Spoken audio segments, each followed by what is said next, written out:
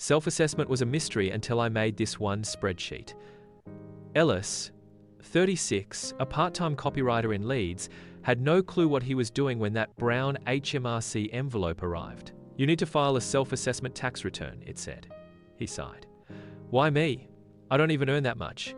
He opened the HMRC website. Terms like gross turnover, allowable expenses, and Class 2 NICs flew over his head. He tried watching YouTube videos. They made it worse. In the end, he submitted what he thought was right and still got a £100 fine.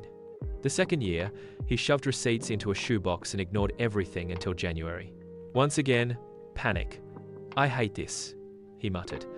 Then, one rainy Sunday, he tried something new. He opened a spreadsheet. Simple columns: date, description, income, expense, category. He entered 3 transactions. Something clicked. For the first time, he saw the picture forming. Every Sunday, he logged his week's earnings and expenses. By January, all the numbers were there. Totals ready. Filing took 20 minutes. No panic, no fine. He even shared his template with 2 other freelancers in his co-working space. They loved it.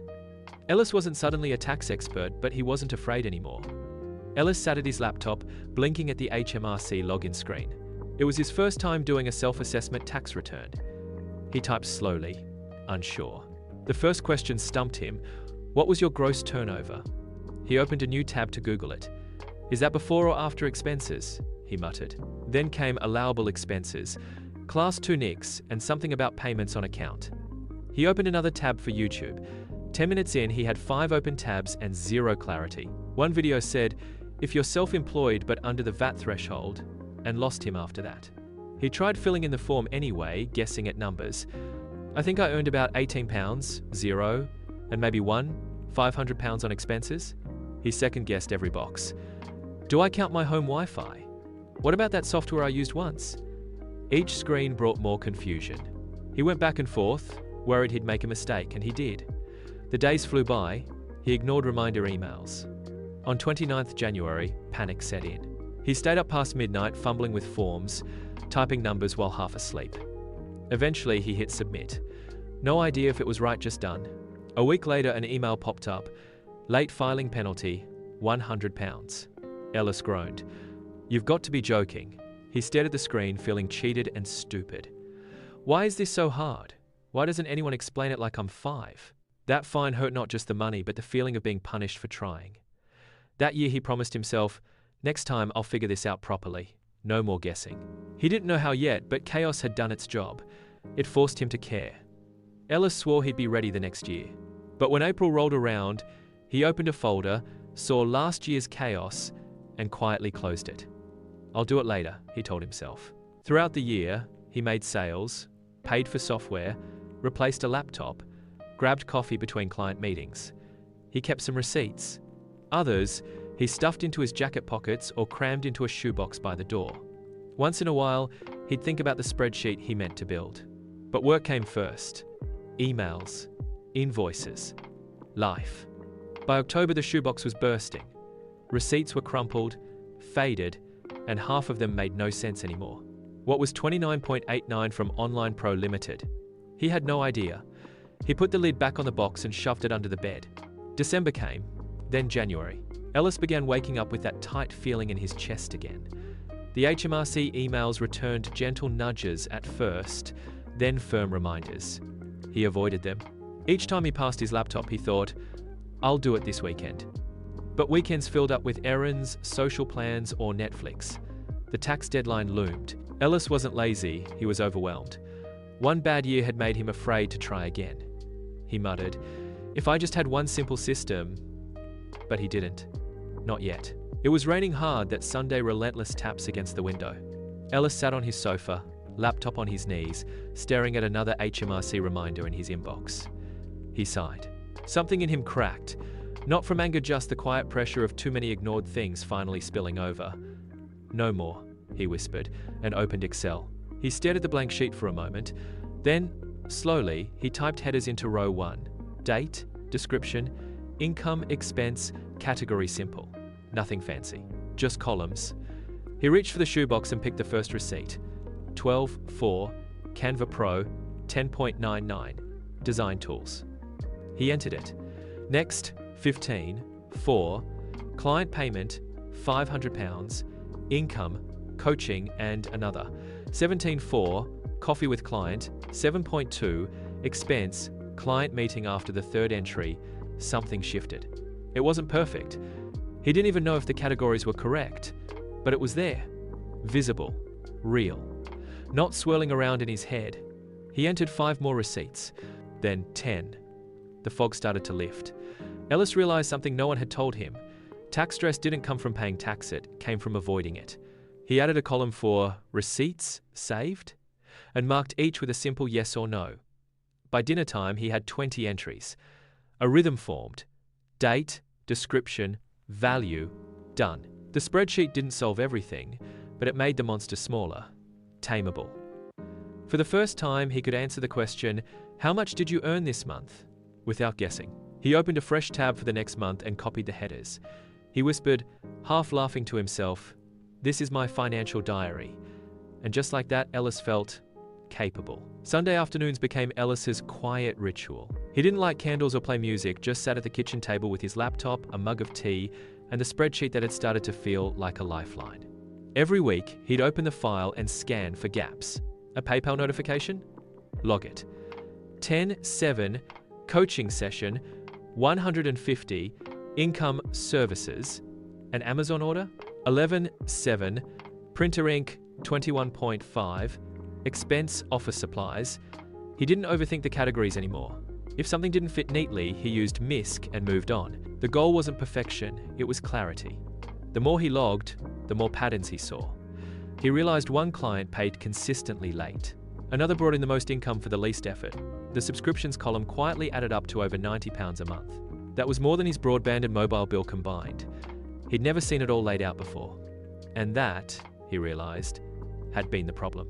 For the first time, Ellis saw exactly where his money was going and why it often ran out. He created a small chart on a second tab, income versus expenses. Each week, he updated the totals.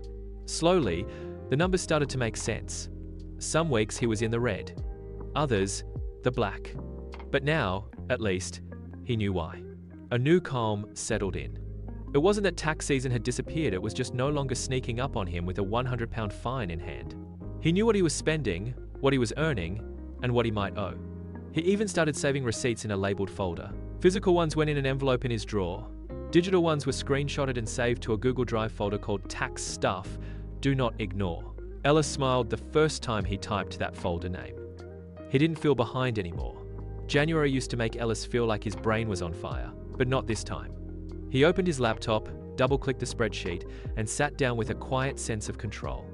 No shoebox full of mystery receipts, no YouTube rabbit holes. Just numbers already sorted, already labeled. He scrolled to the bottom of the income column. Total, £18, 450. Then over to expenses. Total, 210, 76. He checked the categories: office supplies, software, marketing, travel. All there, all dated and clear, no guesswork. He logged into the HMRC site and clicked Start Your Self-Assessment. It had once felt like a doorway to doom. Now it felt like filling out a form he already knew the answers to. Gross turnover? Easy column total. Allowable expenses? Already tallied. Did he use a home office? Yes. His spreadsheet had a note for that too. 20 minutes later, it was done. No panic, no errors, no back and forth clicking between tabs. Just one calm pass through the questions, one neat row of totals, and a final green check mark that read, "Your return has been submitted successfully." He leaned back in his chair and exhaled. He hadn't just filed his taxes, he'd handled them. A week later, he received confirmation from HMRC. No late filing penalty, no additional charges. Ellis smiled. That £100 fine from the year before? Dodged entirely.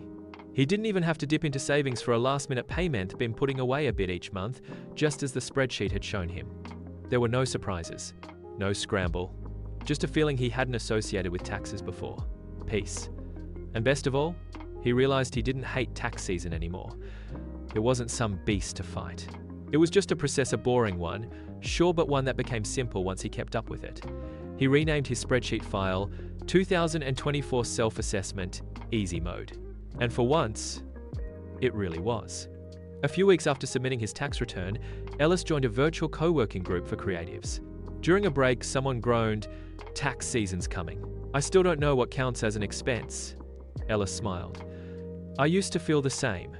Want a spreadsheet that helped me?" He sent over the file, the one he'd built in the rain, line by line. A few days later, someone messaged him, "This spreadsheet saved me. I finally get it." Then another, "Thanks, Ellis. I actually filed on time for once." Ellis was surprised. He hadn't meant to teach anyone, but his simple little table date, description, income, expense, category was giving other freelancers the same piece it had given him. It wasn't fancy. It wasn't some glossy app, but it worked. He made a clean template and added short notes. Log weekly, not yearly. Use clear labels printer ink, not stuff.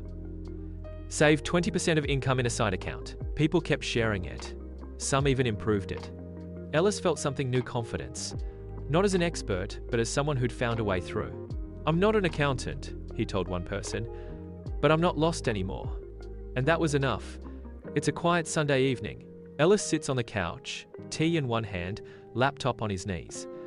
Tax season is officially over. No stress this time. No deadline dread. Just one clean spreadsheet, tucked safely in a folder labeled Tax 2024. He scrolls through it again, not because he needs to, but because it feels satisfying to understand it now. No mysterious numbers. No crumpled receipts in shoeboxes.